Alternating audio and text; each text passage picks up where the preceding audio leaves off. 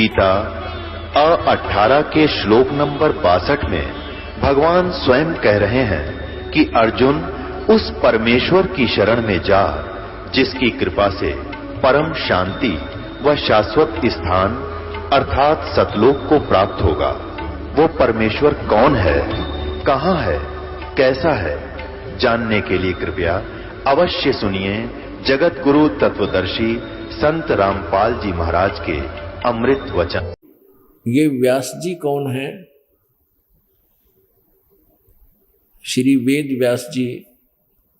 ये वेदों और श्रीमद् भगवत गीता और 18 पुराणों, महाभारत और सुधा सागर आदि के ये लेखक हैं। और इस लेखक ने क्या बताया है कि एक समय इंद्र की और बृहस्पति की वार्ता हो रही थी, तो उन्होंने क्या विचार व्यक्त किए, देखिएगा। व्यास जी कहते हैं, देवराज इंद्र की बात सुनकर बृहस्पति जी उनसे कहने लगे, प्रारब्ध कर्मों का अभाव बिना भोगे नहीं हो सकता। यानी आपके जो जीवन में लिखे हुए लेख हैं उनको समाप्त नहीं किया जा सकता, वो भोगने से ही समाप्त होते हैं। जैसे पाप से दुख है तो दुख आपको भोगना ही पड़ेगा, उसका कोई विकल्प नहीं। इनके विधान अनुसार प्रारब्ध कर्मों का अभाव बिना भोगे नहीं हो सकता, यह स्पष्ट है। आर्य इंद्र जी को कह रहे हैं व्यास, वो बृहस्पति जी के, आर्य संपूर्ण देवता तुम्हारे सहायक हैं। तुम स्वयं भी बुद्धिमान हो, फिर भी जो होनी है वह होकर ही रहेगी, तुम उसे टाल नहीं सकते। ऐसी स्थिति में सुख और दुख की चिंता में नहीं पड़ना चाहिए। महाभाग सुख और दुख ये दोनों कर्म से पुण्य और पाप के क्षय के सूचक हैं। पुण्य और पाप के दोनों अक्षय माने नाश, विनाश के सूचक हैं। देख लो कि सुख और दुख, जो सुख है वो पाप का नाश, पुण्य का नाश करता है, और जो दुख आपको प्राप्त है वो आपके पापों का नाश करे। ये तरीके हैं इनके, यानी अध्यात्म मार्ग के, जो हमें बता रहे हैं। और ऐसा ही विधान है इन भगवानों का जिनकी हम पहले पूजा किया करते थे। सुख और दुख ये दोनों कर्म से पुण्य और पाप के क्षय के सूचक है। क्षय माने नाश के, यानी जो तो आपको सुख है ये आपके पुण्य नाश हो रहे हैं, और दुख है आपके ऊपर तो आपके पाप नाश हो रहे हैं। ऐसे ही आपका इन भगवानों का यहाँ का यही विधान है। अपने आत्मा या अभी तक बिजली क्यों गिरी रही, हम इस अज्ञान आधार से क्यों आधारित रहे? क्योंकि हम अशिक्षित थे, हमारे पूर्वज अशिक्षित थे, और जिनको हम विद्वान मानते थे, महर्षि मानते थे, एक परमात्मा को प्राप्त व्यक्ति मानते थे, वह कति झूठे और कपटी नकली थे। उन्हें शास्त्रों का भी नहीं पता था, परमात्मा के विधान से परिचित नहीं थे, वो वेदों को भी नहीं समझ पाए थे। इसी कारण से आज तक हम भटकते रहे, काल के जाल में फंसे रहे। परमेश्वर कबीर जी ने दया आई अपनी प्यारी आत्माओं पे। आज वर्तमान में इस दास के द्वारा वो अनमोल खजाना आपके समक्ष खोल दिया। आपके पास यदि कोई लाकर लालों की बोरी रख दे और आप परिचित नहीं हो और आपको कहे कि ये करोड़ रुपए का है, आप नहीं मान सकते, क्योंकि वो छोटा सा, बिल्कुल एक छोटा सा दिखाई देता, कंचा सा। तो इसी प्रकार अब हम शिक्षित हैं, हम सदग्रंथों को स्वयं आंखों देख रहे हैं, और आंखों देखकर हम परमात्मा को और विधान को पहचान कर, उनका दोनों का भेद देखकर फिर हम परमात्मा को, उस पूर्ण परमात्मा को पहचान कर उसकी भक्ति करेंगे, फिर हमारा मोक्ष हो जाएगा। अब इसमें क्या बताया जा रहा है कि सुख, आप सुखी हो तो आपके पाप नाश हो रहे, पुण्य नाश हो रहे हैं। आपके ऊपर कष्ट आपत्तियां हैं तो कोई चिंता ना करो, आपके दुख नाश हो रहे हैं। तरह के ये भी कोई तरीका हुआ? अरे परमात्मा की भक्ति इसलिए करते हैं, हमारे ऊपर कोई कर्म की आपत्ति हुआ टल जावे, उसमें राहत मिले, लेकिन इनको ज्ञान था ही नहीं तो, और पूर्ण परमात्मा की साधना इनको पता नहीं थी, तो ये साधना करते करते स्वयं भी दुखी रहते थे ये ऋषि लोग। तो इन्होंने यही विधान बना दिया, अपना दंत कथा बना दी कि किया हुआ कर्म तो भोगना ही पड़ेगा। प्रारब्ध के कर्म में पाप कर्म का नाश नहीं हो सकता।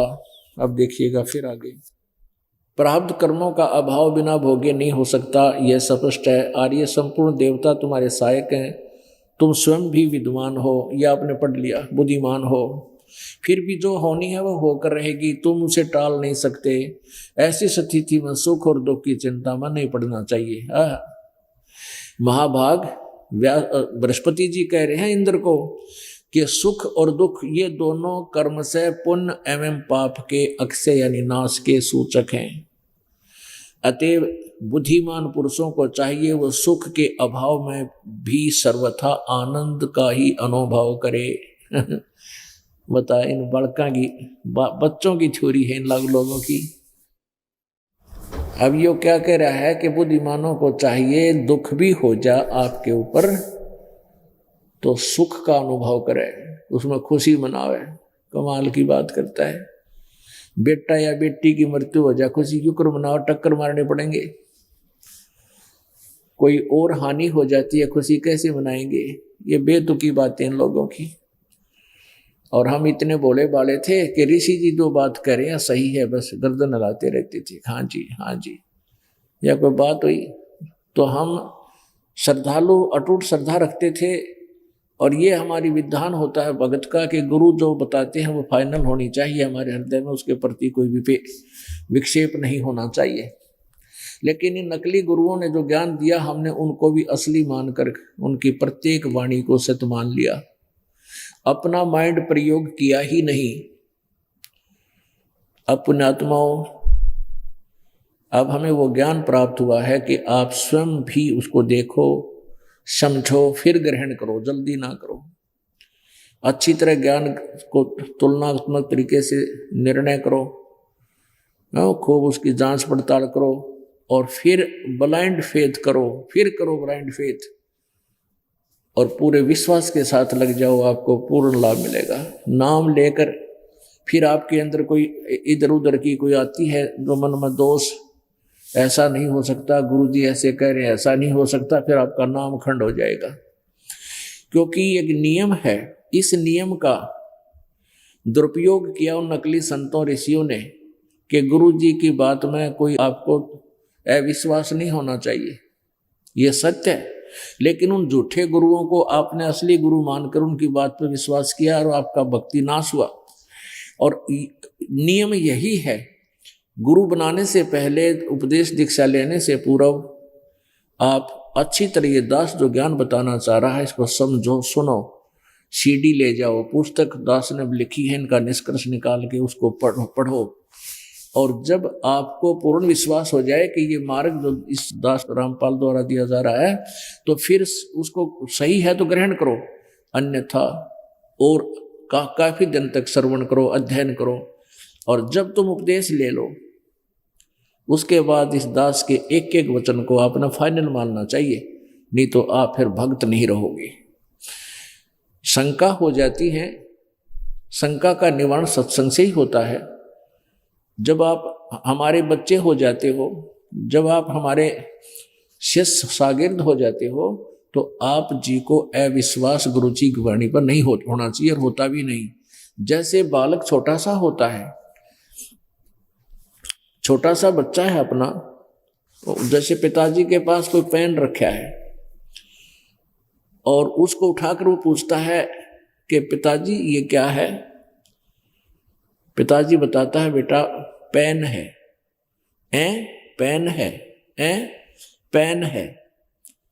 वो ये भी नहीं, उसकी बुद्धि इतना भी नहीं है कि मैं ये कह दूं कि पेन नहीं है वो, और ये समझ भी नहीं पा रहा पिताजी बोल क्या रहे हैं, तो वो यहीं उसी को रखकर करता हुआ फिर और दूसरे खेल में लग जाता है। तो वो बालक है पिता का, तो उस बच्चे को ये अविश्वास नहीं है पिताजी जो कह रहा है ये गलत है, लेकिन उसकी बुद्धि कैच नहीं कर रही, वो अलग बात है। तो इसी प्रकार यदि आपने उपदेश ले भी लिया और ये दास कुछ ज्ञान कुछ समय ऐसा ज्ञान बताया जाता है जो विशेष डिटेल ना दे करके कोड वर्डों में बताना आवश्यक होता है, उसमें उस समय विषय कोई और होता है। तो उस दौरान कोई नया भक्त सुन रहा है, उसकी बुद्धि में ये कैच नहीं हो रही है कि गुरुजी बताना क्या चाह रहे हैं, तो अविश्वास नहीं होना चाहिए कि ऐसा कैसे हो सकता है, ऐसा नहीं हो सकता, ये दोष आ जाएगा आपके। तो फिर उसकी वो अलग बात है, आप नहीं समझ पा रहे हो कि अब किन वर्डों में ये किस प्रकार ये ज्ञान बताया गया, तो कभी उसका विश्लेषण भी होगा तो उस समय आप समझोगे। तो अविश्वास का तरीका ऐसा होना चाहिए जैसे वो बालक का था। अविश्वास नहीं उसको कि पिताजी गलत नहीं कह सकते, लेकिन वो समझ नहीं पा रहा, वो अलग बात है। तो जब वो बच्चा बड़ा हो जाता है तो तुरंत उसको कहते हैं बेटा वो पेन ला उठा कर, बेटी वो पेन ला, तो भागे जाते हैं बच्चे और पेन उठा कर लाते हैं, क्योंकि वो समझने लगे अब। तो एक समय ऐसा आएगा। तो इस प्रकार आपने इस भक्ति मार्ग को सफल करना है। नाम उपदेश लेने मात्र से आप भक्त नहीं बन जाओगे, नाम की केवल भक्ति करने मात्र से आप पार नहीं हो जाओगे, नहीं, आखिरी श्वास तक आपने गुरु जी को, अपने गुरुदेव को पूरी श्रद्धा और सम्मान के साथ देखना होगा। आखिरी श्वास तक यहां से जाओगे तब भी आगे आपको परमात्मा इस दास के रूप में मिलेगा, और जैसा आपका भाव यहां इस दास के प्रति है वैसा ही वहां होगा। लेकिन भगवान के सामने जो आपका भाव होना चाहिए, अगर वो ऐसा नहीं हुआ तो आप रिजेक्ट हो जाओगे। इसलिए इस दास के माध्यम से आपकी रिहर्सल कराई जा रही है कि ताकि आप उस फाइनल एग्जाम में फेल ना हो जाओ। गुरु मानुष कर जानते ते नर कहिए अंत, वह दुखी संसार में आ गई हम के फल। तो कहने का भाव ये है दास का। अभी देखिएगा हम जो प्रसंग चल रहे हैं उस पर चलेंगे, नहीं तो ये अलग विषय बन जाएगा। हम श्रीमद् देवी भागवत 5वां स्कंद पढ़ रहे हैं और 282-83 पृष्ठ पर, हम अब 283 पृष्ठ पर आ गए हैं। 5वें स्कंद में श्रीमद् देवी भागवत।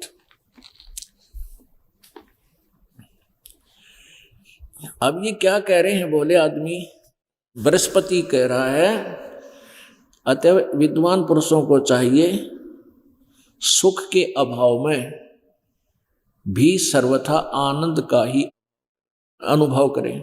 अतः महाराज इस अवसर पर सुयोग मंत्रियों से परामर्श लेकर विधि पूर्वक यत्न करने में कटिबद्ध हो जाओ।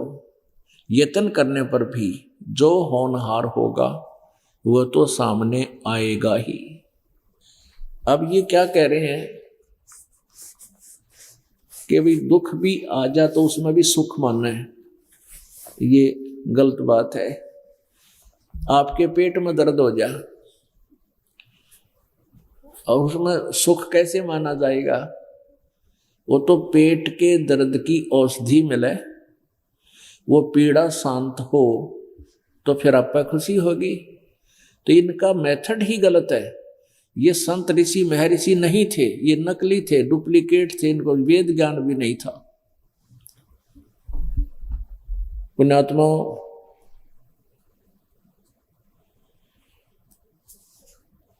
हम परमात्मा की साधना इसलिए करते हैं, हम उदाहरणार्थ के हमारे ऊपर आने वाला कोई कष्ट, यदि हमें प्रारब्ध में कष्ट हो तो उसका निवारण हो, हमें सुख हो, दुख सुख में परिवर्तित हो जाए। जैसे किसी आहार के कारण, गलत आहार के कारण पेट में पीड़ा हुई, उसके लिए कोई दवाई चूर्ण हमने फाँक लिया, वो पीड़ा नष्ट कर दी तो सुख हो गया, आनंद हुआ। लेकिन पीड़ा रहते आनंद क्यों कर मनाया जा सकता है? तो अंडरस्टूड बात है। तो इसी प्रकार परमात्मा की सतभक्ति से हमारे ऊपर आए हुए कष्ट ऐसे कट जाएंगे जैसे पेट के दर्द में चूर्ण लेने से वो शांत हो जाता है। और ये नकली ये कहते हैं कि वो तो भोगने से ही पूरा समाप्त होंगे, और खुशी मनाओ दुख में भी, अरे फूटे भाग थारे, इसे ऋषि मिले हमने। और जो परमात्मा स्वयं आए थे, एक ऋषि बनकर, चारों युगों में आए हैं कबीर परमेश्वर। सतयुग में सतसुकृत नाम से, उस समय ऋषि नाम से प्रसिद्ध थे ये संत, तो ऋषि नाम से कहलाए, सतसुकृत नाम के ऋषि थे परमात्मा। और त्रेता नाम मुनिंद्र ऋषि नाम से प्रसिद्ध हुए।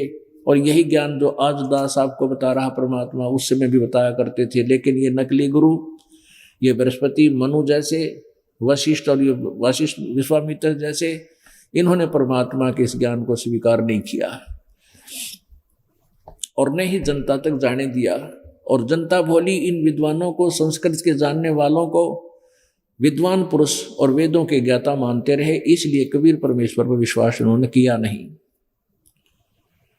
जिसका आज हम कितना भयंकर परिणाम भोग रहे हैं। अभी तक धक्के खा रहे हैं गंदे लोक में। किसी का बेटा मर गया, किसी की बेटी मर गई, किसी की टांग कट गई, किसी का हाथ कट गया, कोई अंधा हो गया, किसी को कैंसर की पीड़ा है, कोई और मानसिक परेशानियां, 100 प्रकार के झगड़े इस जीव के गल में डाल रखे काल। और सतलोक में जाने के बाद ये दुख आपको नहीं रहेंगे। ये तो आप जी ने देखा देवताओं के गुरु बृहस्पति जी के विचार के किए हुए कर्म को तो भोगना ही पड़ेगा। और पुण्य, आपको सुख है तो आपके पुण्य नाश हो रहे हैं, और दुख है तो आपके पाप नाश हो रहे हैं, करते रहो। और परमात्मा कहते हैं कि हमारे पास एक ऐसा मंत्र है, ऐसी साधना है, आपके पाप नाश हो जाएंगे, सुख न्यो के न्यो रह जाएंगे। सुख मीन जैसे आपके जो सुख है प्रारब्ध में वो तो है ही, और फिर उन दुखों के का जो पीरियड समय है उसको, और आपकी जो भक्ति दी जाती है उसके आधार से परमात्मा और आपके सुख लिख देंगे उन पुण्यों के आधार से जो आपको, तो वो आपके आने वाला जीवन का जो सुख है वो बढ़ जाएगा, दुख कट जाएंगे। अब आपको दिखाते हैं शुक्राचार्य, राक्षसों के गुरु शुक्राचार्य के विचार। ये देखिएगा 242 पृष्ठ पे, ये है चौथा स्कंद, और 243 पृष्ठ पे व्यास जी कहते हैं, प्रहलाद की बात सुनने के पश्चात शुक्राचार्य ज्ञान दृष्टि से सब कुछ देखकर प्रसन्न हो गए। उनका मुख मुस्कान से भर गया। उन्होंने दैत्यों से कहा, दानो, तुम मेरे यजमान हो, भक्त हो, तुम्हें न तो डरना चाहिए और न पाताल में ही जाना चाहिए। अपने सत मंत्रों के प्रभाव से मैं तुम्हारी रक्षा कर लूंगा। धर्म के मर्मज महाशो, प्राचीन समय में ब्रह्मा जी के मुख से मैंने जो बात सुनी है उसे बता रहा हूं, सुनो। यह वचन बड़ा ही हितकर, सत्य और अटल है। उन्होंने कहा था, ब्रह्मा जी ने कहा था, शुक्राचार्य बता रहे, होने वाली बातें अवश्य होकर रहती हैं। यानी ब्रह्मा जी के ज्ञान का भी आपके साथ, आपको साथ साथ पता चल रहा है। ब्रह्मा जी कह रहे हैं, शुक्राचार्य बता रहे हैं कि होने वाली बातें अवश्य होकर रहती हैं। धरातल पर कोई भी ऐसा सुयोग पुरुष नहीं है जो प्रारब्ध को विफल बनाने में समर्थ हो सके। यानी जो लिखा है आपके भाग्य में वो ज्यों का त्यों ही मिलेगा, उसको कोई समाप्त नहीं कर सकता। ब्रह्मा जी के विचार हैं। अब ये शुक्राचार्य बता रहा है कि विपरीत समय के कारण इस समय तुम्हारी शक्ति अक्षीण हो गई है, अतः एक बार तो तुम्हें देवताओं से परास्त होकर पाताल में जाना ही पड़ेगा।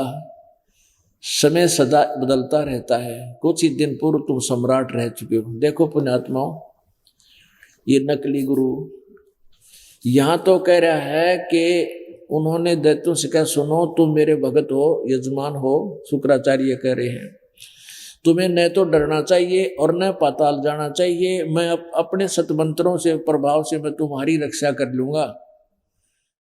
तुमने पहले तो सट्टे मारे कि तुमने चिंता ना करो। ये नकली ऐसे मूर्ख बनाते हमारे को। किसी के पास भी कोई दुखी प्राणी जाता है तो वो जाते ही कहता है कि ले ये मंत्र जाप कर, ये 50 रुपये यहाँ रख दे, 51 रुपये फेर लाइए। यानी उसको धर्म पुण्य जो मंत्र जाप की कहता वो करता रहता है 100 बार 50 बार जैसे भी आता है। फिर आखिर में कह देता है कि ये तो तेरे भाग्य में लिखा है तो भोगना ही पड़ेगा। यही शुक्राचार्य कह रहे हैं। पहले तो कह रहे हैं कि मैं तुमने पाताल नहीं जान दूंगा, पाताल में यानी अपना देश छोड़कर घटिया देश में जाना। इंद्र प्रहलाद जो था पूरी एक बार जो ना पूरी पृथ्वी का शासक बन गया था और फिर देवताओं से हार गया था। फिर वो पाताल में जाना पड़ा था उसने, ये स्थान छोड़ के। पाताल अच्छा स्थान नहीं है। तो अब कहता है कि शुक्राचार्य एक तरफ तो कह रहा है कि तुम चिंता ना करिए, तुम्हें पाताल नहीं जान दूंगा, अपने मंत्रां तुम्हारी रक्षा कर लूंगा। फिर ने कहा एक बात मैंने ब्रह्मा जी से सुनी थी। ब्रह्मा जी इन सब का गुरु है, देवताओं के गुरु बृहस्पति का भी और राक्षसों के गुरु शुक्राचार्य का भी गुरु है, क्योंकि उसने सबको ज्ञान दिया है। वेद जैसा भी उसने समझा कि एक बात अटल है, ब्रह्मा जी ने बताई थी, वह बात मेरा याद है कि किया हुआ कर्म प्रारब्ध तो भोगना ही पड़ेगा और कोई इसने चेंज नहीं कर सकता। इसलिए तुमने पाताल तो जाना ही पड़ेगा। आर के अरे फुटे वाग तेरे, पहले तो कह रहा था मैं तेरे रक्षा कर लूंगा, तुमने तो नहीं जान दूंगा। न्यू का जाना तो पड़ेगा, प्रारब्ध में लिखा हुआ है। तो न्यू हमें मूर्ख बनाए रखा, इन्होंने अपने पीछे लगा रखा। और हम इतने बोले थे, गुरु जी जो कहते हैं अच्छा जी अच्छा जी। वैसे होना तो ऐसा ही चाहिए, पर गुरु पूरा हो तब होना चाहिए। अब कोई गधी बांध रहा हो और उसमें गाय के गुण देख रहा हो और गाय उसने देखी ना हो, तो गधी वाला काम कर सके, गाय वाला नहीं कर सकती। गधी तो मेरे ख्याल में पाइया दूध देगी आध किलो और गाय ठोक दे बाल्टी। तो ऐसे ही पूरे गुरु में और नकली गुरु में इतना अंतर जान लियो। अब आपको एक और नकली ऋषि मैं ऋषि पाक रहा था, योद्धानंद, इसका नया पाक्या था और ये बहुत दुनिया को भ्रमित कर गया। क्योंकि जब तक हम ओरिजिनल और डुप्लीकेट वस्तु को साथ साथ नहीं देख लेंगे, तब तक हम उस डुप्लीकेट को त्याग नहीं सकते। इस दास का केवल उद्देश्य यही है कि ये दास आपको अपने सदग्रंथों से और इन नकली ऋषि महर्षि जिनको तुम ओरिजिनल असली महर्षि मान रहे थे, उनके विचारों को और वेदों से तुलना करके दिखा दूं तो आपको विश्वास हो जाएगा। और इन नकलियों के उस विधान को त्याग कर ओरिजिनल वास्तविक विधान और भक्ति को स्वीकार करके आप अपना जीवन कल्याण करवा लोगे। इस दास का उद्देश्य इतना ही है। और जो इन पुस्तकों को बेचकर अपनी रोजी रोटी चला रहे हैं, इन घटिया ज्ञान युक्त इन पुस्तकों को बेचकर, वो लोग ही विरोध कर रहे हैं इस दास का कि रामपाल झूठ बोला है। सत्यार प्रकाश में ऐसा कहीं नहीं लिखा जो वो बताता है। अब सत्यार प्रकाश आपके सामने कर दूंगा, वो भौंकते रही, उनकी आपका विचार विश्वास ही नहीं होगा उनकी बातों का। तो उन्होंने ये ऐसा जुल्म करवाया, क्रोथा कांड करवा दिया, कितना जुल्म किया, 2 साल तक परमात्मा के मार्ग को बंद करा दिया। तो इन दुष्टों का बुरा हाल होगा, देख लेना, वो समय आएगा तुम्हारे सामने ही होगा। दास बद्दुआ नहीं दे रहा, लेकिन इतने निर्मल काम को करना चाहिए था। सहयोग न कर पाता। तो विधान परमात्मा का अटल है और जब तक सत साधना नहीं करते उनको वर्क डन ही मिलेगा, किया हुआ कर्म तो भोगना ही पड़ेगा। अब इस महर्षि ने जो तोबा मचा रखी थी, तहलका मचा रखा था, इनके रोजी रोटी कमाने वालों ने इस दानंद की इतनी महिमा गा रखी थी।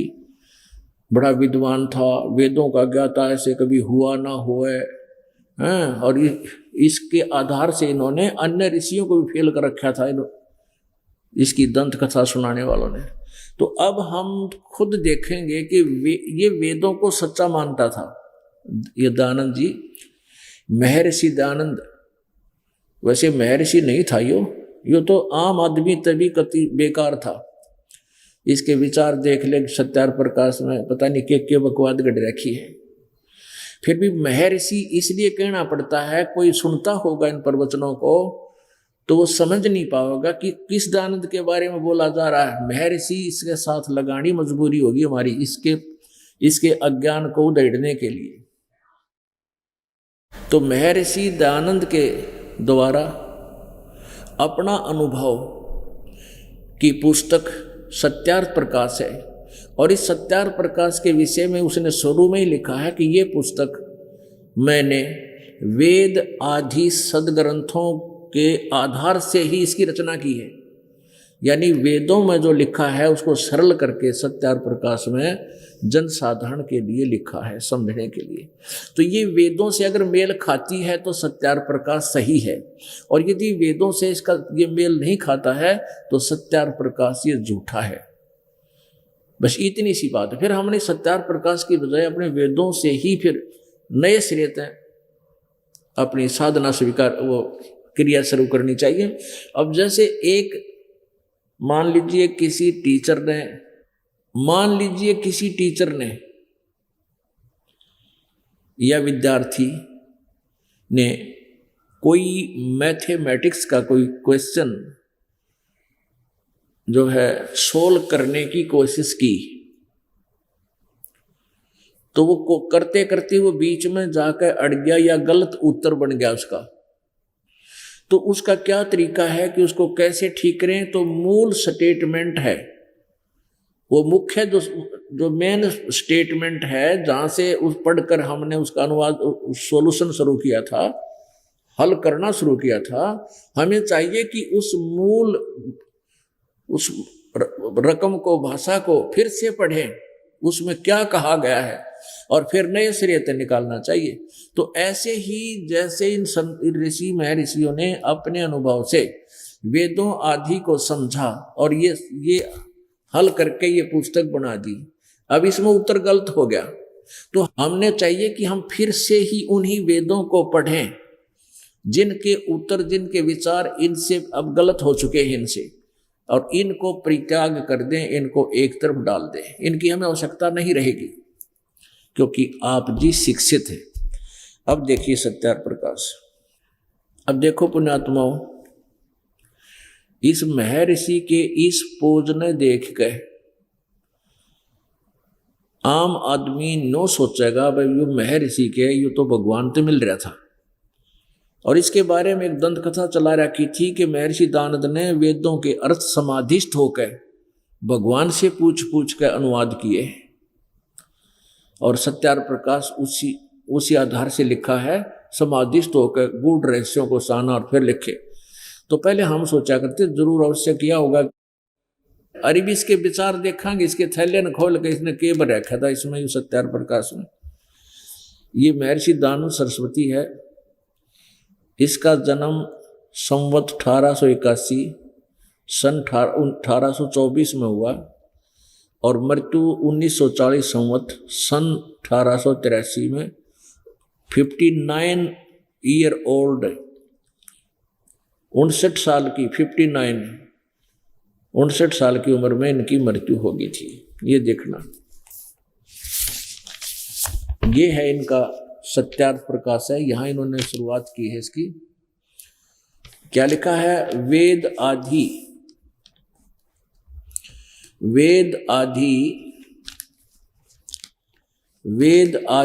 विविध सत शास्त्र प्रमाणई संवित। ये इसमें लिखा है कि वेद आदि विविध सद शास्त्रों के प्रमाणों से इसकी रचना की। किसने? श्रीमत। देखो कितनी उपमा ला रखी है इस महात्मा के, इस ऋषि, नकली ऋषि के। श्रीमत परमहंस परिव्राजक आचार्य। कौन? महर्षि दानंद, और अभी पाछे देखो सरस्वती स्वामी विरचित है, यानी इस दानंद द्वारा इसकी रचना की गई है। और इसमें बताया है कि ये वेद आदि विविध सदशास्त्रों के प्रमाणों से प्रमाणित करके वो उन्हीं के आधार पर इसकी रचना की है। कहाँ से प्रकाशित है? प्रकाशक है वैदिक यति मंडल, दानंद मठ, दीनानगर, पंजाब से। मुद्रक कौन है इसके? आचार्य प्रिंटिंग प्रेस, दानंद मठ, गोहाना मार्ग, रोहतक से। ये वहां से इसकी छपा है ये। और ये छपवाया किसने है? स्वामी ओमानंद सरस्वती के सहयोग से। प्रचारार्थ लागत से भी कम, मूल्य 25 रुपये में। ये गुरुकुल झज्जर से मिलता है। अब देखिएगा 7वां समोल्लास,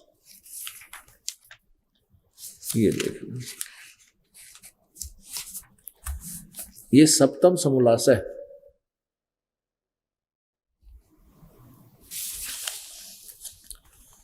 और सत्यार्थ प्रकाश है 154 पृष्ठ पे। 154 पृष्ठ पर किसी ने प्रश्न किया कि प्रश्न ईश्वर साकार है व निराकार? उत्तर महर्षि दानंद का निराकार। 155 पर प्रश्नकर्ता ने प्रश्न किया, परमेश्वर की स्तुति, प्रार्थना और उपासना करनी चाहिए व नहीं? उत्तर मिला, स्वामी जी ने कहा कि करनी चाहिए। तो प्रश्नकर्ता कहता है, क्या स्तुति आदि करने से ईश्वर अपना नियम छोड़ स्तुति प्रार्थना करने वाले का पाप छुड़ा देगा, यानी पाप नष्ट कर देगा? उत्तर स्वामी जी का नहीं।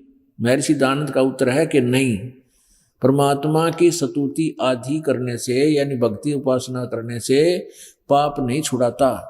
तो प्रश्नकर्ता ने कहा, फिर स्तुति प्रार्थना क्यों करना, किस लिए करें फिर इसने? स्वामी जी कहते हैं उनके करने का फल और ही है, अन्य है। प्रश्नकर्ता कहता वो क्या फल है? उत्तर देता महर्षि दानंद, स्तुति से ईश्वर में प्रीति, उसके गुण कर्म स्वभाव से अपने गुण कर्म स्वभाव का सुधरना, और भाई प्रार्थना से निरअभिमानता, उत्साह और साहे का मिलना, उपासना से परब्रह्म से मेल और उसका साक्षात्कार होना। वारे महर्षि, यहाँ तक कह रहा है भगवान निराकार, और यहाँ कह रहा है उपासना से परब्रह्म से मेल और उसका साक्षात्कार हो जाए। अपने आत्मा में विचार करो। अभी आपने महर्षि दानंद के अनुभव की पुस्तक सत्यार्थ प्रकाश पढ़ी, आंखों देखी प्रोजेक्टर पे। अब एक तरफ तो कहता परमात्मा निराकार है, फिर किसी ने प्रश्न किया कि क्या परमात्मा की स्तुति करनी चाहिए? कहता करनी चाहिए। प्रश्नकर्ता कहता है कि क्या परमात्मा की साधना करने से हमारे पाप नाश हो जाएंगे, अक्षमा हो जाएंगे? तो स्वामी महर्षि दानंद कहता है नहीं। प्रश्नकर्ता कहता है फिर साधना किस लिए करें जब पाप नाश ना होते?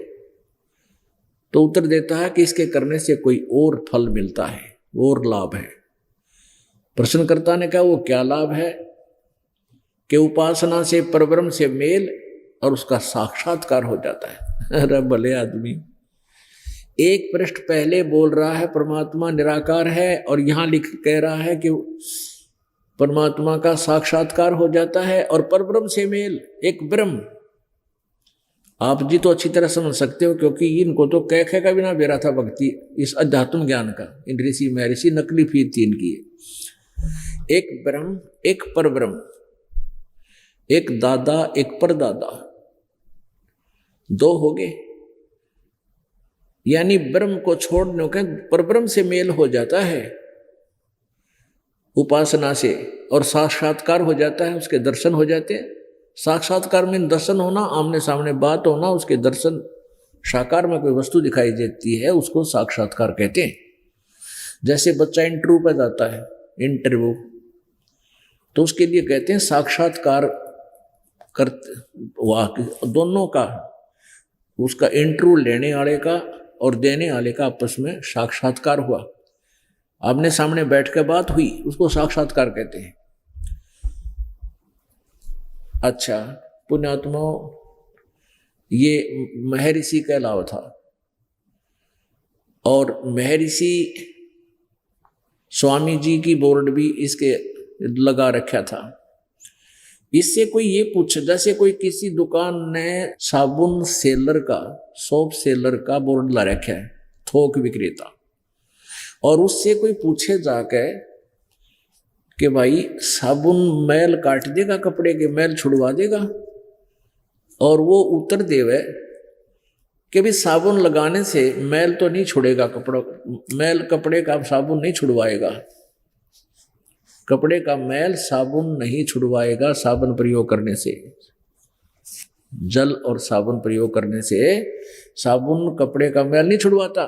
तो प्रश्नकर्ता कोई पूछा भी फिर साबुन का क्या कराएंगे, तुम कह रहे हो साबुन ले ले, साबुन ले ले, फिर साबुन का करेंगे क्या जब कपड़े का मैल नहीं छुड़वाएगा।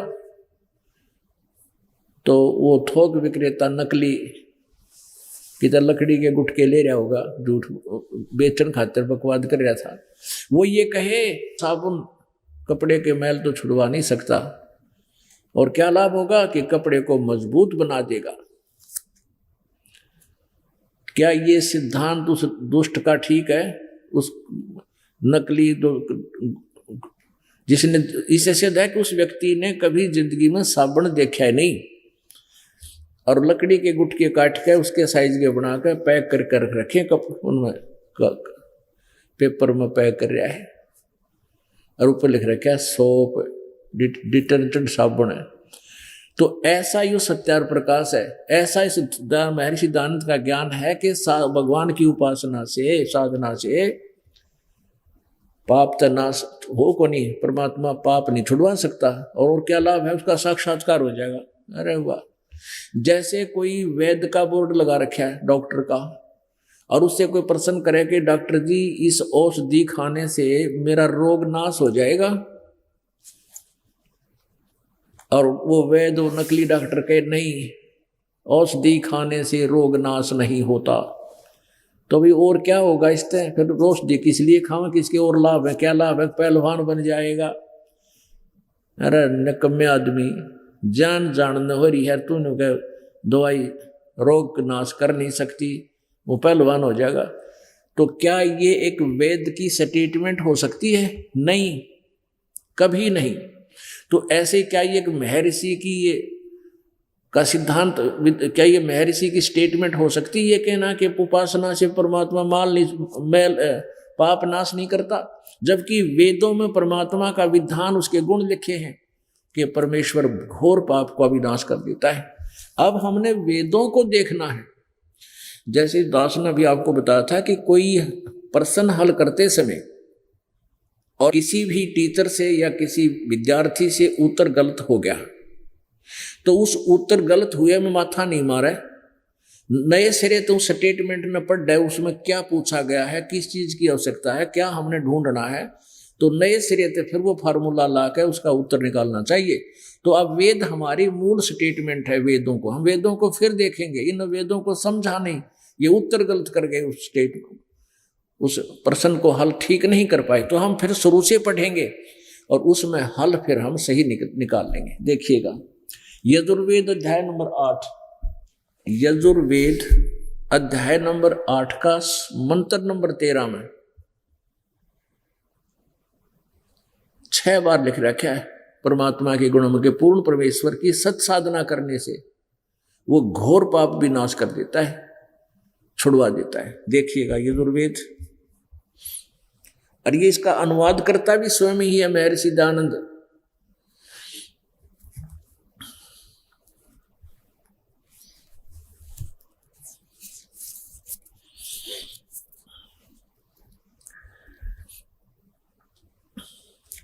प्रकाशक सार्वदेशिक आर्य प्रतिनिधि सभा 2/5 महर्षि दानंद भवन, रामलीला मैदान, नई दिल्ली। ये दूरभाष इनके।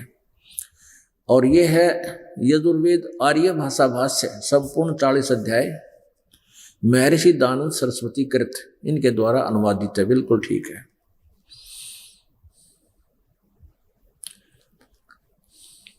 जनवरी 2004 में तीसरी बार छपाई है। मुद्रक है Prince offset printers, 1510 Pataudi house, Daryaganj, नई दिल्ली। ये इनका फोन नंबर है। अब देखना 8वें अध्याय का 13वां मंत्र।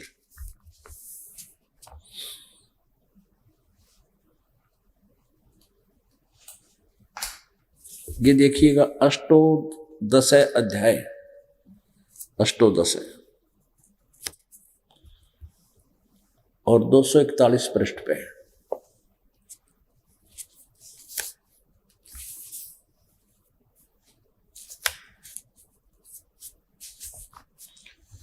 ये देखिएगा मंत्र नंबर 13।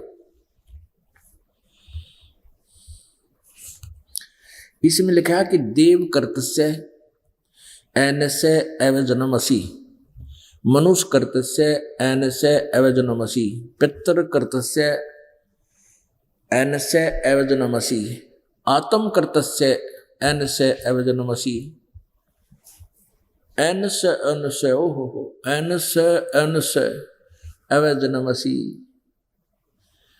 अब आपको इसका इधर दिखाते हैं, इन्हीं के द्वारा अनुवाद, दयानंद जी के द्वारा अनुवाद इसका 242 पृष्ठ पे।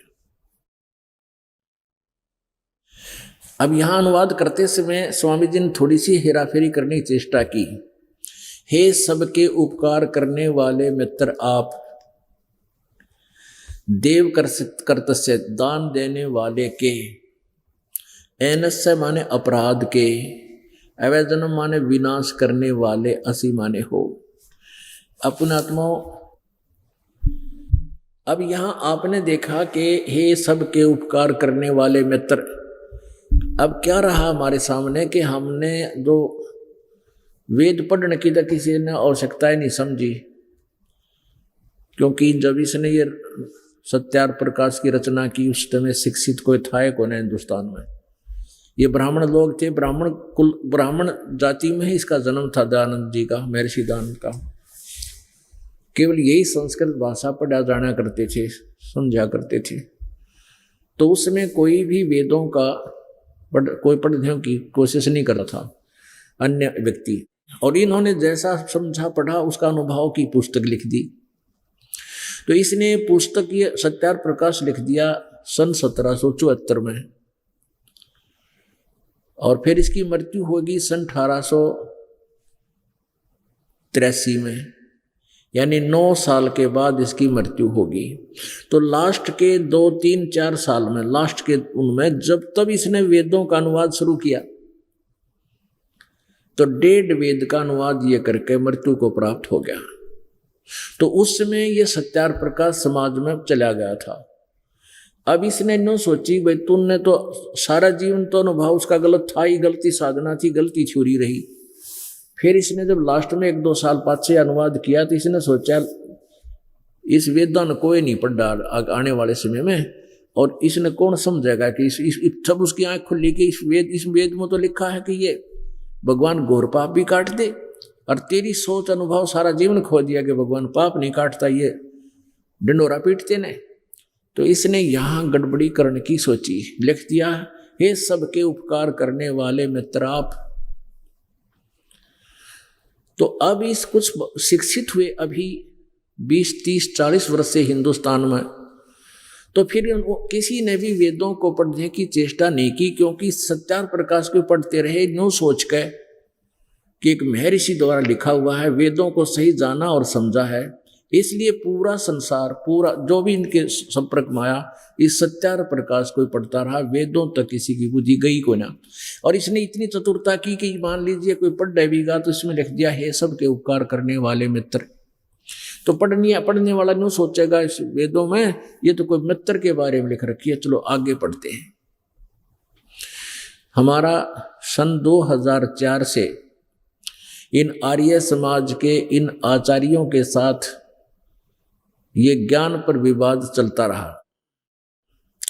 तो ये दास विज्ञापनों के माध्यम से समाचार पत्रों में यथार्थ ज्ञान और सत्यार्थ प्रकाश का डुप्लीकेट ज्ञान दोनों ही लिखा करता था, और ये निर्णय करता था कि सत्यार्थ प्रकाश में महर्षि दयानंद कहते हैं पाप नाश नहीं हो सकते, और वेदों में यजुर्वेद अध्याय नंबर 8 के मंत्र 13 में परमात्मा के विधान में लिखा है कि परमात्मा घोर पाप भी काट देता है।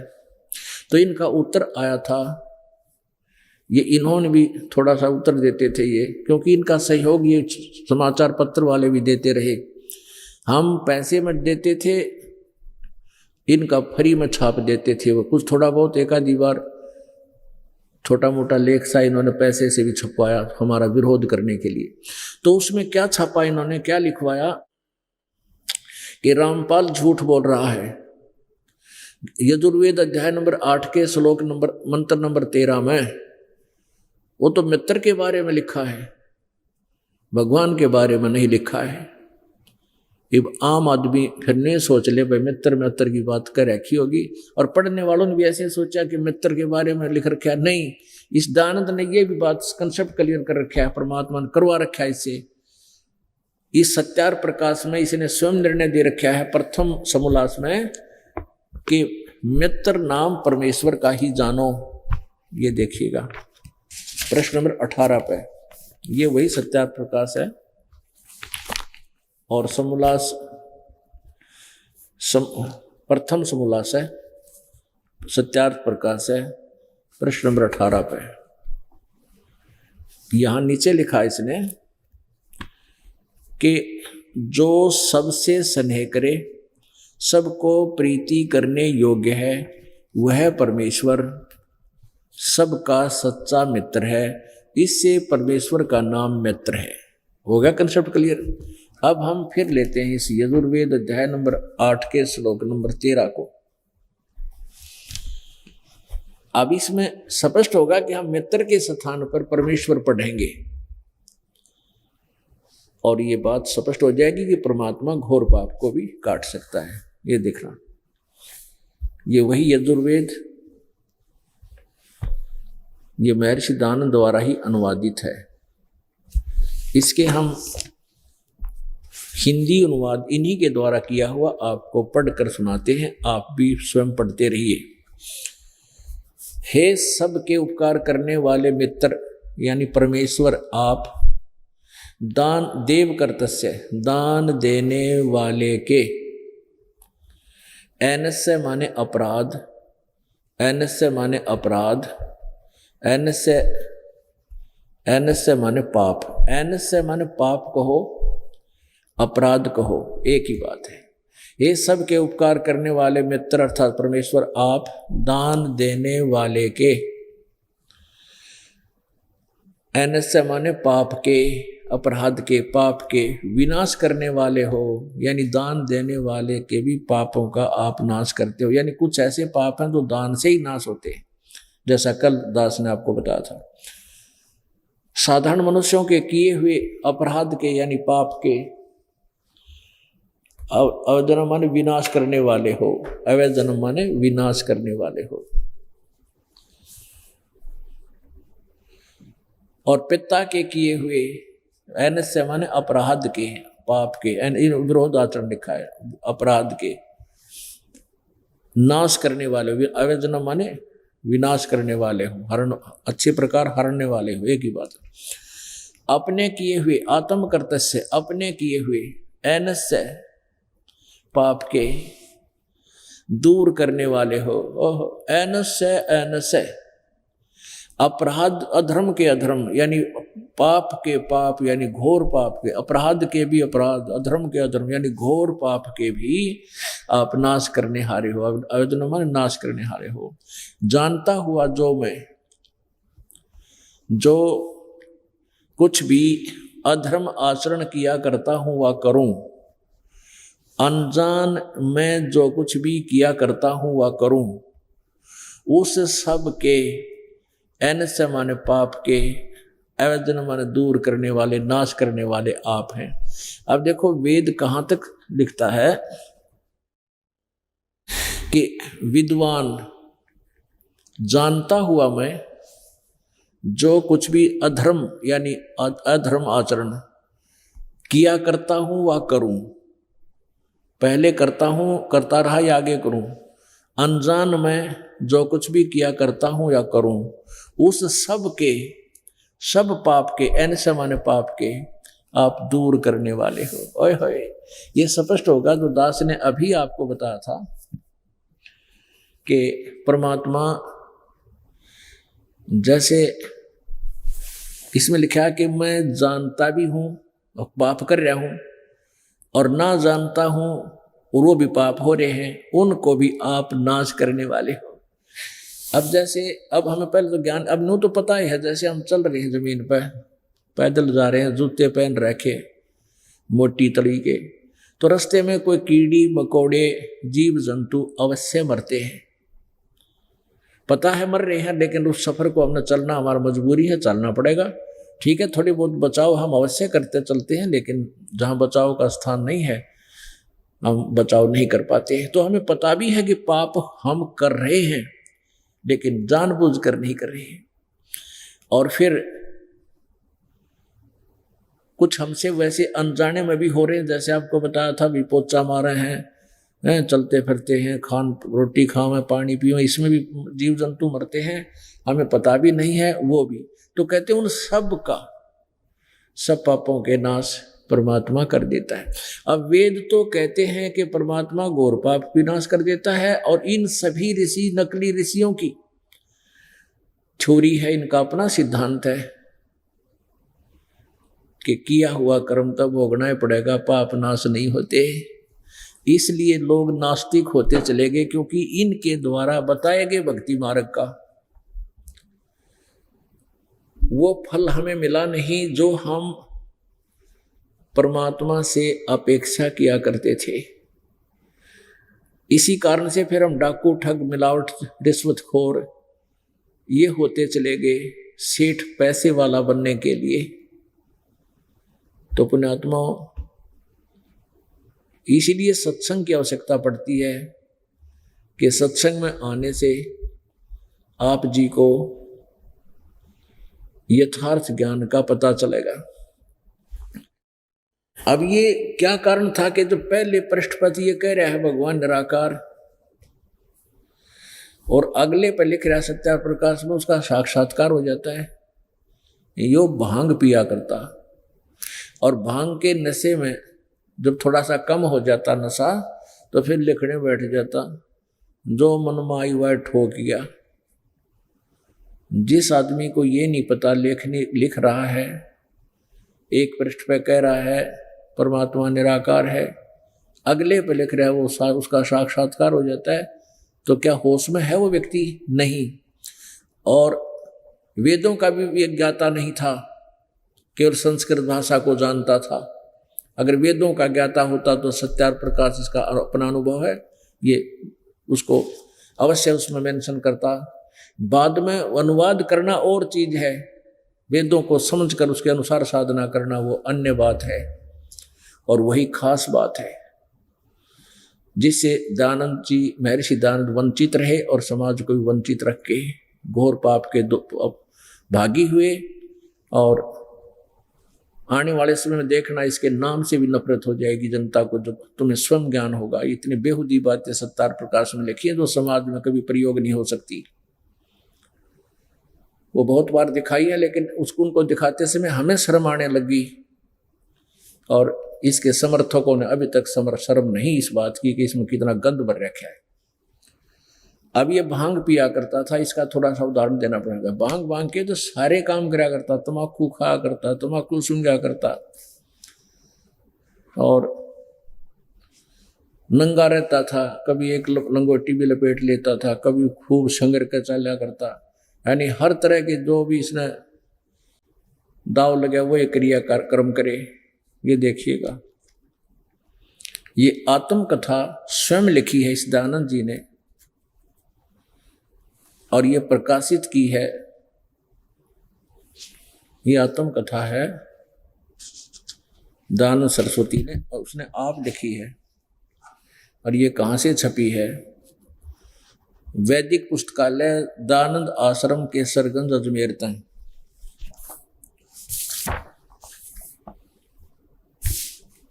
मुद्रक है वैदिक यंत्रालय केसरगंज अजमेर से। प्रकाशक है वैदिक पुस्तकालय केसरगंज अजमेर। और ये सन 1999 में छपी है। अच्छा, अब देखना इसके पृष्ठ नंबर 22 पे आत्मकथा। ये खुद लिख के भेजी इसने चिट्ठी, उसको फिर बाद में छापा गया है।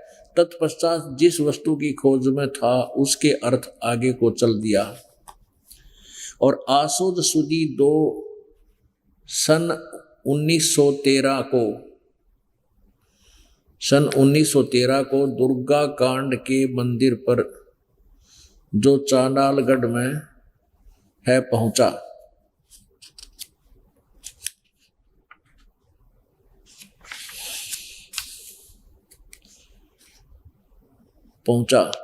वहां 10 दिन व्यतीत हो गए।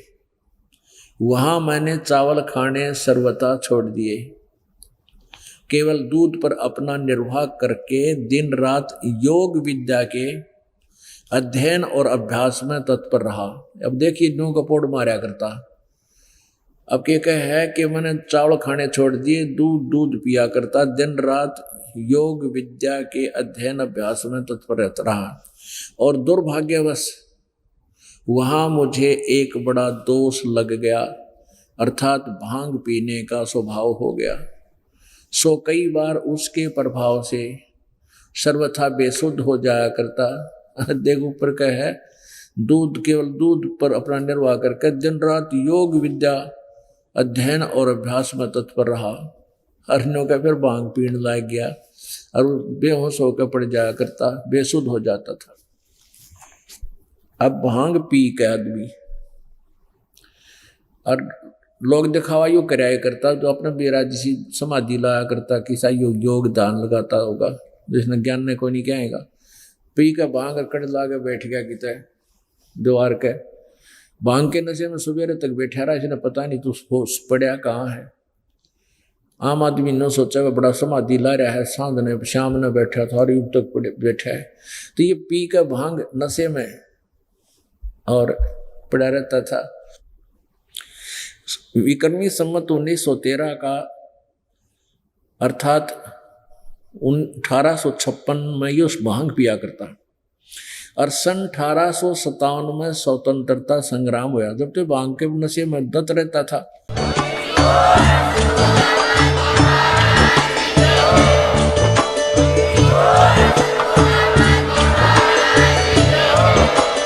आप सुन रहे थे जगत गुरु तत्वदर्शी संत रामपाल जी महाराज जी के मंगल प्रवचन। अधिक जानकारी के लिए विजिट कीजिए हमारी वेबसाइट www.jagatgururampalji.org। संत रामपाल जी महाराज जी के शुभ आशीर्वाद से पूरे विश्व भर में 500 से भी ज्यादा नाम दीक्षा केंद्र हैं, जिन पर संत रामपाल जी महाराज जी द्वारा ऑनलाइन निशुल्क नाम दीक्षा दी जा रही है। अपने नजदीकी नाम दीक्षा केंद्र का पता करने के लिए संपर्क करें 8222880541।